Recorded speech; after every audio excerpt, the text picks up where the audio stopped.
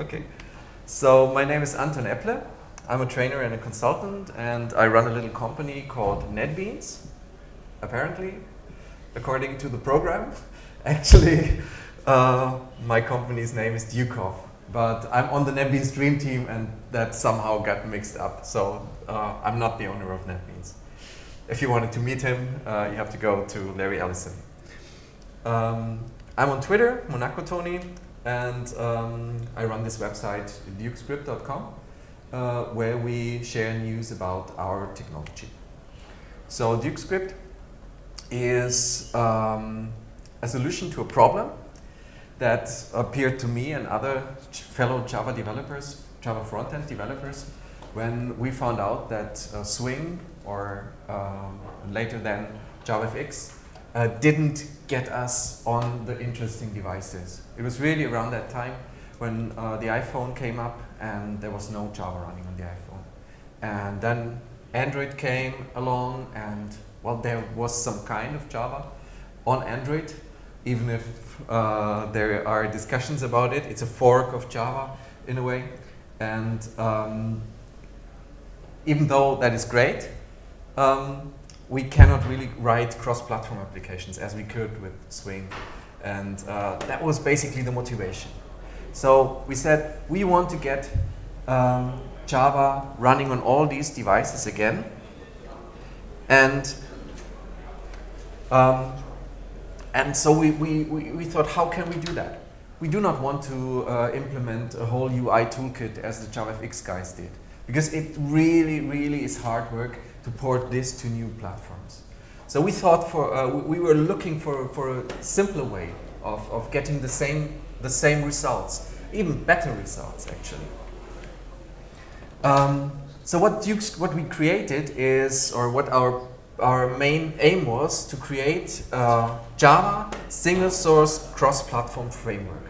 Single source, one source that you can deploy, and you can deploy to all the platforms. And cross-platform, and Java because we like the language. And Stephen Chin, who is running the Java 1 content chair, and is a long-time JavaFX guru, said DukeScript is the lightweight JavaFX he always dreamed of. That was very nice of him. So, but before we start, I would like to show you a little demo that you'll see a couple of times, and I hope the screen resolution will allow me to run it. And it's a little game. So I'll start. This is NetBeans. Who of you is using NetBeans? Yay! We're using, for DukeScript development, we're using mainly NetBeans. You can also use Eclipse for it, but we're mainly using NetBeans. So this is a little game. You probably know it from, you have these tiles and you have to bring them into a certain order, and you can shuffle them, or you can try to bring them into a certain order. And that is a simple graphical game.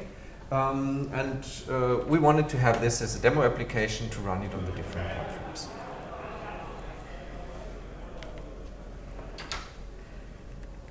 So how does this work? What we need in order to make DukeScript run on a platform is we need a Java virtual machine, and we need an HTML renderer component. And we somehow instrument this HTML renderer component from Java and glue them together. And by gluing them together, what we do is basically we bind the UI to models, to view models that are written and defined in Java. So what happens is the JVM executes the business logic that is written with our DukeScript APIs, Java APIs. So developers just have to code Java. And DukeScript and its Java APIs control this renderer component, which renders the result. So the example that you just saw was using JavaFX. So we have the hotspot virtual machine, we have our DukeScript APIs, and we have the JavaFX scene web view component. And this web view component is capable of rendering HTML5.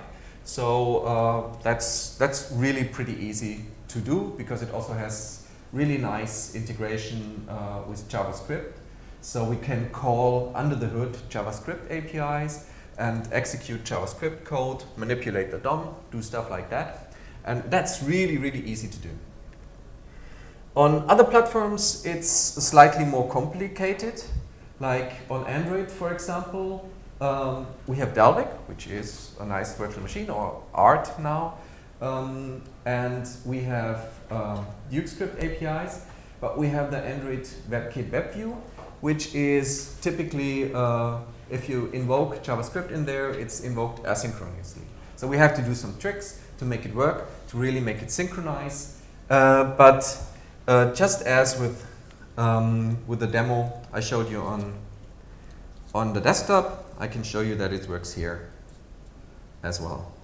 I've got this little game here, so I hope you can see it. It's just the same game, and I'm even capable of solving it. On iOS, we are using a virtual machine called RoboVM, or it's not really a virtual machine. What it does is, under the hood, it uses LLVM to compile Java code to native code. And it has APIs for all the controls that we have on iOS. And one of these controls is the UI WebView, and that's what we are using here to make the applications run. So I'll show the same demo.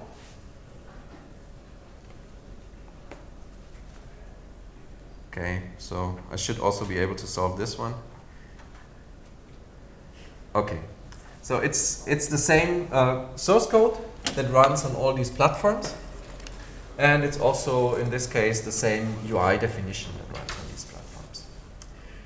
But we do not only run on iOS and Android, where we somehow have a virtual machine or something like that available. We also run in the browser as basically a replacement for applets, but a better version of applets actually. And this is done via two virtual machines that we support right now, Back to Browser and TVM. These are Java virtual machines that can pre-compile code to JavaScript, Java code to JavaScript, or run it in interpreted mode, real bytecode. And we use Chrome or another browser as the executing environment. So in this case, the HTML5 renderer also hosts and runs the Java virtual machine. So I can show you the same game, hopefully in the browser. Okay, so it's here. And you can see it runs and looks just the same as on the other platforms.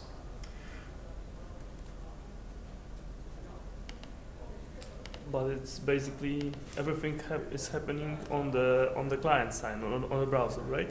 Everything is happening on the client side. Everything is happening in the browser. DukeScript is pure client side technology. We have something for the server side as well, because what we can do is we can reuse code. We can reuse the model code, the same model code on a Java EE server as we use on the client, and the same APIs. That's the benefit of using DukeScript in combination with the server. But in general, our main focus is to provide client-side UI toolkit for you. So the applications, because I heard this question today, you do not need to jailbreak your phone in order to run these applications. These applications run you can deploy them to the App Store, and you can sell them there. We have this example application, Fair Minesweeper, that is on Google Play and on iTunes. And I can show it to you. It also runs in the browser. It's Fair Minesweeper. I don't know, who of you has played Minesweeper before? Okay, that's the best turnout today from my questions today. Okay. Well, the thing in the beginning of Minesweeper, you typically click around in order to free as many fields as possible. And the fair Minesweeper doesn't allow that, because you should start thinking right now, because here you can, here must be a bomb, okay? So if I click somewhere here randomly, it will just punish me and put a bomb there. So that's fair Minesweeper. Nice game, you can download it. It gives you maybe two hours of fun, and but it's just a demo application. Okay. So what we have for the developers is we want to make it easy for them to create the applications, and we wanted to make it really smooth to develop the applications, to modify the applications, and to test them. So because I'm running the company NetBeans, the plugin, the best supported IDE is NetBeans, but you can also use Eclipse for the development. I haven't tried with IntelliJ IDEA yet, because I wanted to do something with it, but the Maven support was really very counterintuitive, so I didn't get the projects to run. But basically, our projects are Maven based. We provide archetypes for Maven, so you can get started with any IDE basically. But NetBeans is really very well supported. So we have this plugin, and with this plugin we can create an application, and we can compile it, we can run it, but we can also visually debug it, and I'll show you that.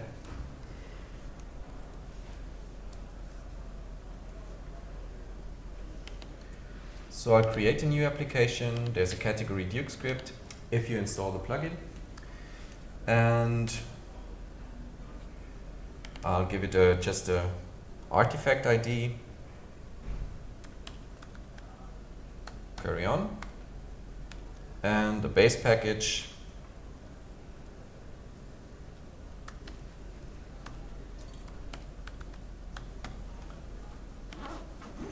And then I can choose whether I want to run this in a browser, on Android devices, on iOS devices, and so on. And the interesting fact about this wizard here is that it's also written in DukeScript. So you can also create you can embed DukeScript in Swing applications, you can embed DukeScript in JavaFX applications, and it's quite non-intrusive. So in case somebody tries to create an IDE based on that is supposed to run in the browser sometimes, this API would perfectly fit in here. It would run on the browser as well. And we provide two basic archetypes that you can play with. The first one is a CRUD archetype that has a server component and a client component to illustrate that we can share code. And the second one is a pure client archetype, and you can decide whether you want a little bit of demo code or if you want to go with an empty sample. We'll add a little bit of demo code.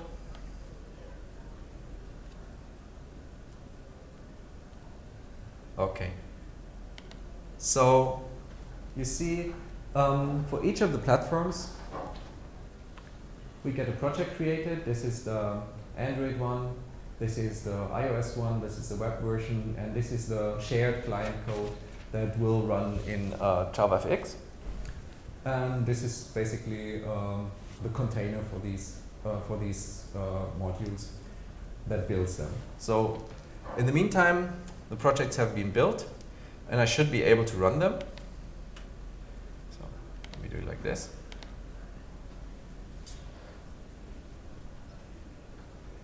And this is a very simple demo. We have, you can see the, I type something into the inbox, and it synchronizes with these little boxes down here, and I can do some rotation, stuff like that. Very simple application that shows you, it's basically a tutorial in its own to show you how to write tests and stuff like that. What I want to show you with this is how easy it is to develop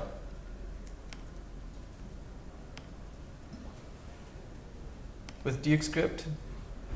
So screen real estate. So you have to invest in a second screen if you want, if you really want to do this. It really makes life much easier. But what you can do here is you can inspect, live inspect the application. See here, I have this span here, and it gets highlighted in the running application. And I also get the CSS styles and everything. It's just like JavaScript developers know from Firebug or these Chrome developer tools, but really integrated into your IDE. So you do not have to leave your IDE in order to do something with the sample. And you can also manipulate the code here. For example, we have these spans here. And this one has a margin on top of 0.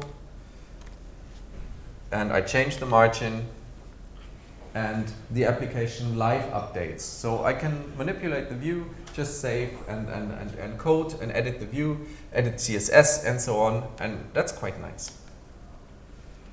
I can also debug the application, obviously. It's a Java application.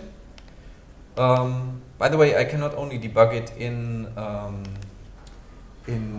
on the desktop, but I can also debug it on the device.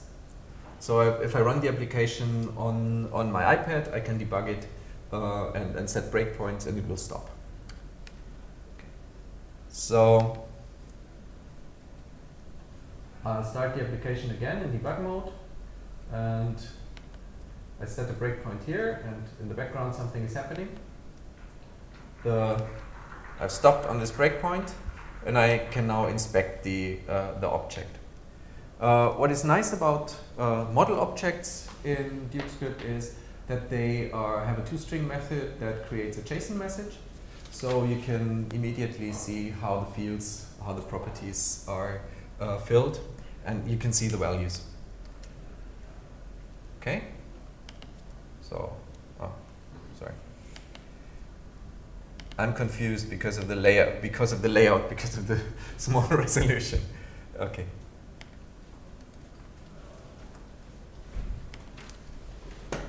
So we have this debugger, and since recently we also have hot swapping, and I have to change something in the code there before it runs.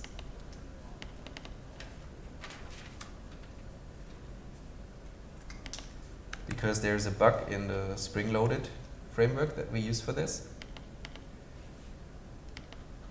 I better do a clean and build in order to make sure that it has the most recent version with the bug fix.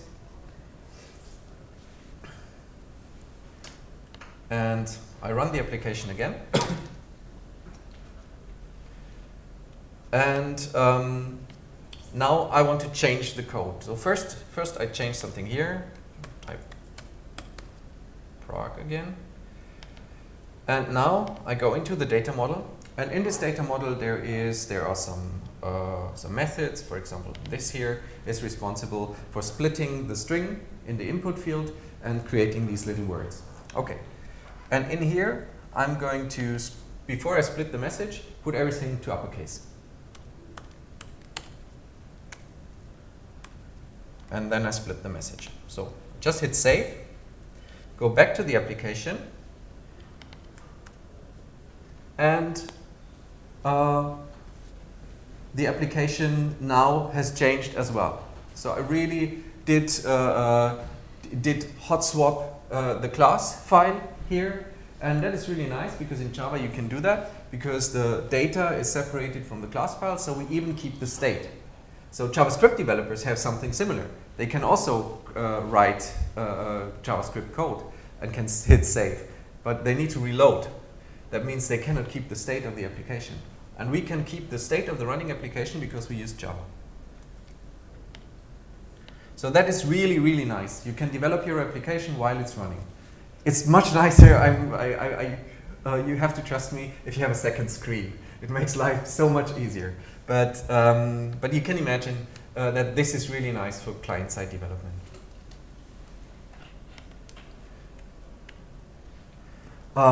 We also have our own version of JS. Any JavaScript developers here? Okay, you know JS Fiddle. So we've got our own small version of JS Fiddle where you can run the application in the browser. What is really cool about this, that it actually runs JavaC in the browser. So you can live code here with code completion and so on, and you can hit compile, and it will compile the application in the browser, and it will run it in the browser. But we don't really use it, just for demo purposes typically, and just to show that we can. What we are using in order to program the application, our APIs are following the model view model pattern, and that is basically created from a view. The view is, in our case, in our example, HTML. And the view knows something about the view model, but the view model doesn't know anything about the view. We'll come to why this is really helpful in a second. And the view model knows the model. The model is basically the rest of the application and can do something, can get data from the server also. But the view model is basically what our Java APIs are good for. And in order to define the view model, we didn't want to go the Java path.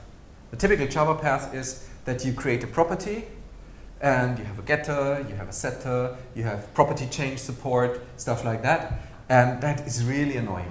There's really a lot of code for nothing. So what we did instead was we created a couple of annotations, the model annotation and the property annotation. And this is basically, it looks already like a JSON message, basically. You define that you want a class named task. It should have a property named title of type string and a property of name complete of type boolean. And this is what the annotation processor will generate for you. And since Java 6, the annotation processors can do that in the background, and that works in Eclipse as well as in NetBeans. It's basically IDE independent. They will create the class for you, compile the class for you, and you will have it available immediately. And here's another more complex model that also uses the class we defined first. So this is basically the view model of a to-do list application. And then the generated class can be used right away. And you can say like new task list view model, get tasks. This getter has been generated automatically for you. So here, that's what you get, the task. It's of type array. So we'll get back a list, and we can add a new task there. So it's really very, very simple. And you can also have functions. That's what the view can call. So because if you click a button in the view, something has to happen with the view model. And for this, we define functions. And for example, we have this add task function, very simple, creates a new task, and adds it to the list of existing tasks. ToString of our model creates a JSON string, so it's also very easy to send, to deserialize the message, and send it to a server and get it back from the server. So if you already have a RESTful server, it's very easy to integrate it with this. We also have some very, very simple ways of creating REST endpoints in your application. So you just have to call a method, basically, and it will automatically retrieve data from the REST service, convert them into objects, and you will get objects, basically. It's really very comfortable. And the last thing that you need to do if you use the generated class is you need to apply the bindings.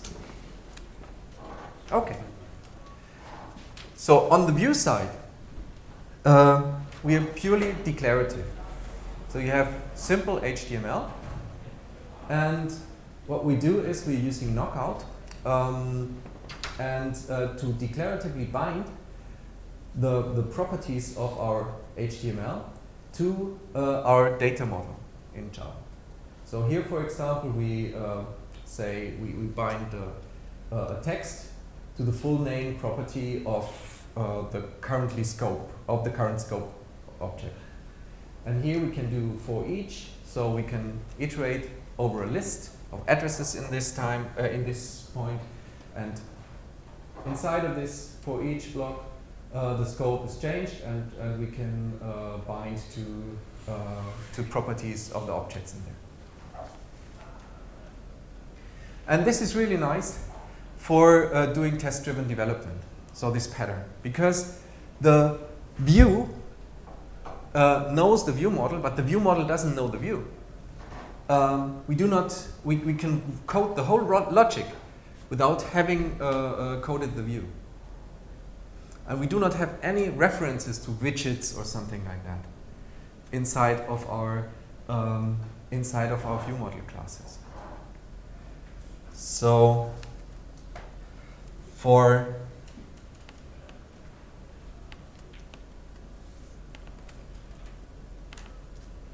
application, a different application, I can show you that. That's the wrong one.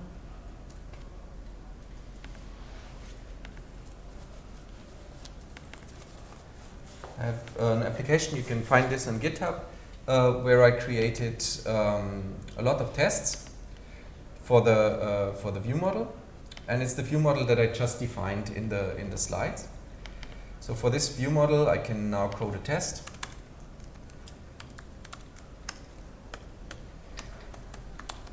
Just using JUnit, or testng in this case. Test add task. I want to task how to add a task. So I'll create a new task list view model.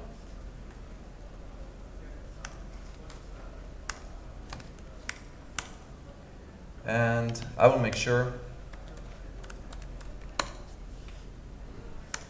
that the list is empty. So I'll get the tasks. Check the size. And compare with 0. And then I'll manipulate the text. I'll say set input, which manipulates, which basically simulates typing by milk, and I'll call add task, which basically simulates the button click. And then I can do again my assert equals, and make sure that now I have a size of 1. And let's run this test.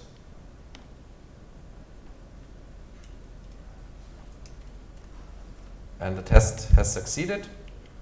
I can also prove that it doesn't succeed if I run it.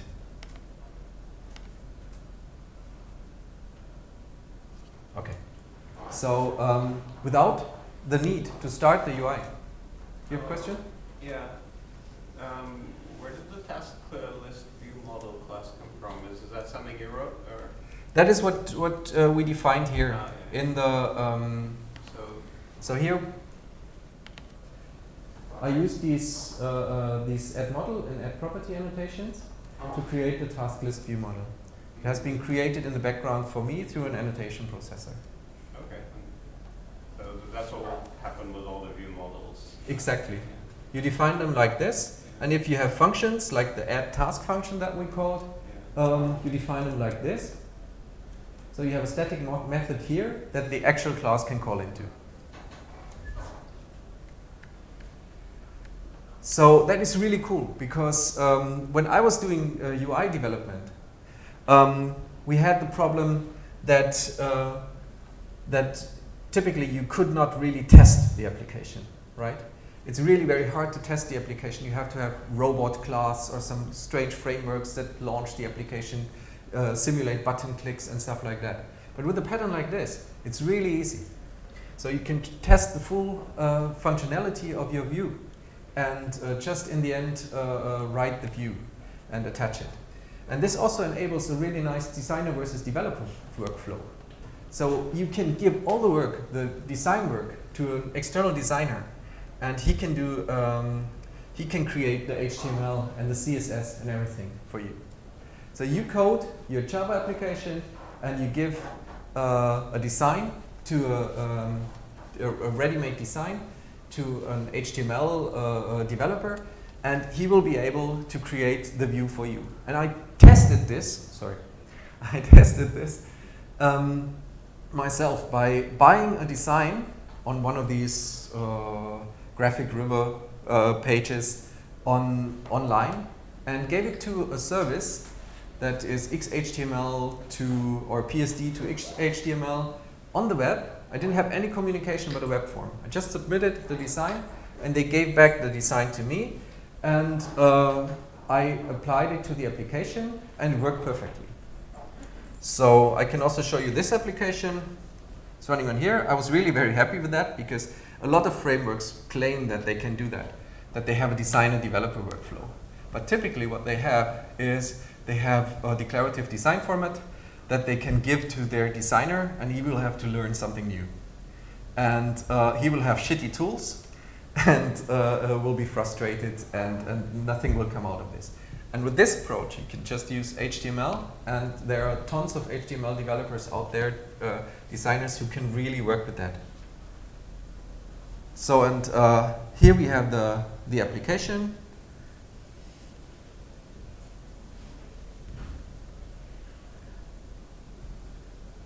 And I can add something here and do stuff with it, and it works brilliantly. And that is really, really nice, because it really streamlines your development process. We have a lot of additional APIs.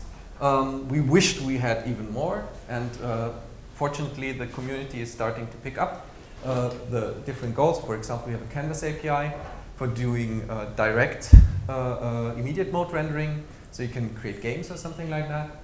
We have a camera API, so you can take pictures with your device and store them on the device or send them to the server. We have geolocation API, so you can track GPS signals. We have a map component based on Leaflet. And we have an additional partner here in Czech Republic, and he creates this controls.js, which is basically a rapid application development tool that makes it really easy. And this is the last demo I'll do. It's also very neatly integrated into NetBeans. And so with this tool, what you can do is you can drag and drop controls here, and containers, and do data binding.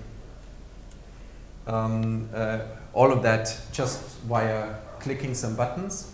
So for example, if I select a component here, I can say data bind to to-dos, and this will bind to a DukeScript model. So you do not even have to create the HTML. You can also do for simple applications like this drag and drop style application development, and it will create a cross-platform application really via drag and drop.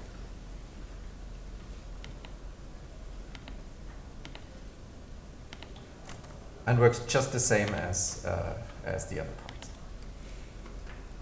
Okay.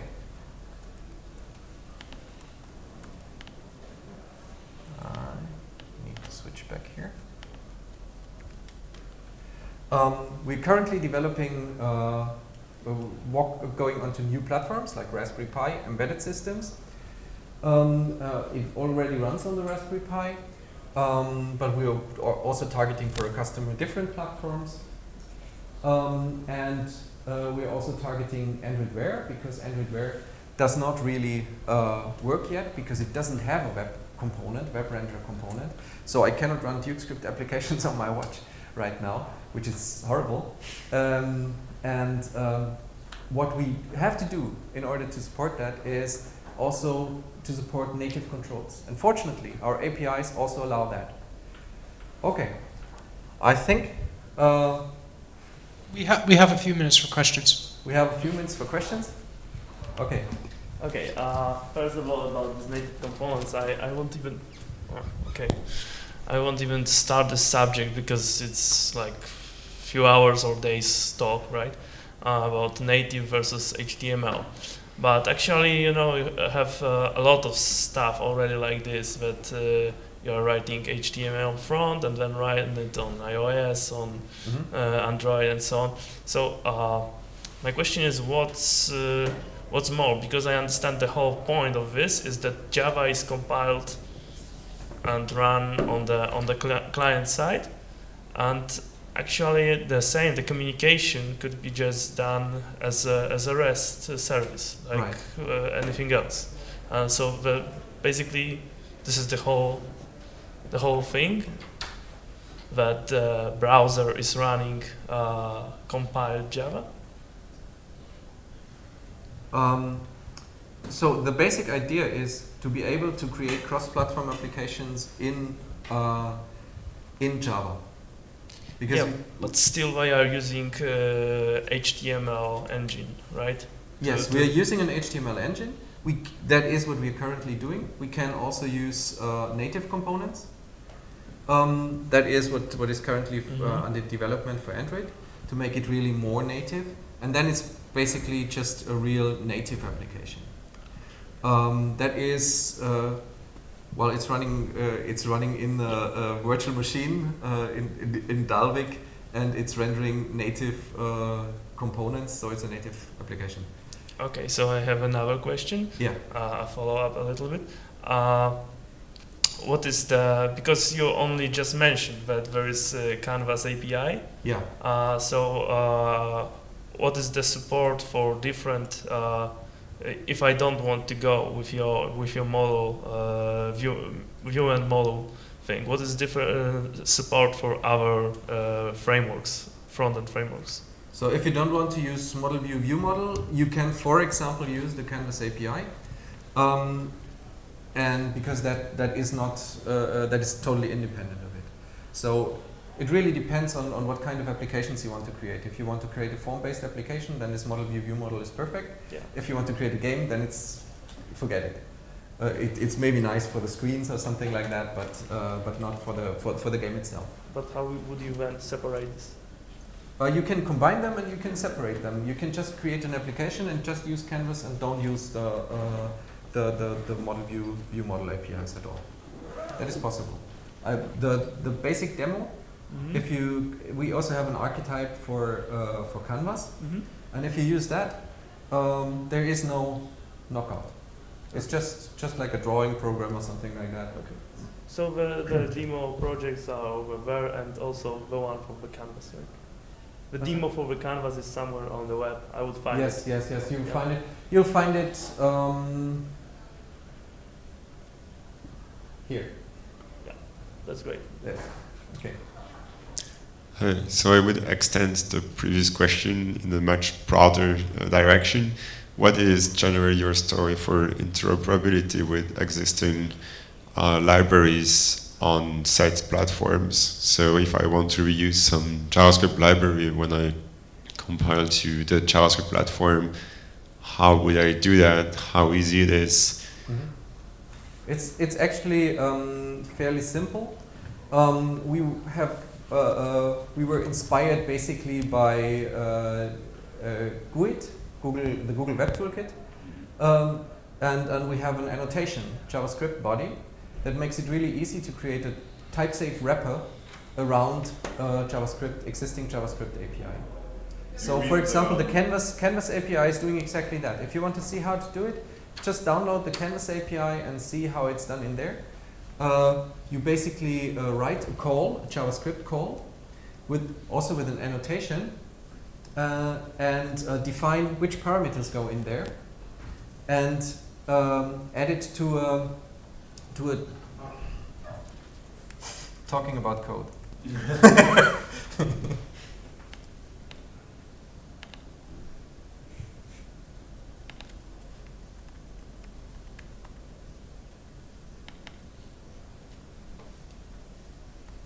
So like, for example, exactly like here. So this is basically even showing a more complex interaction. So we're calling, in the body, this is JavaScript code. And what we pass in here is a string message. And we call confirm method in JavaScript, which will show a dialog.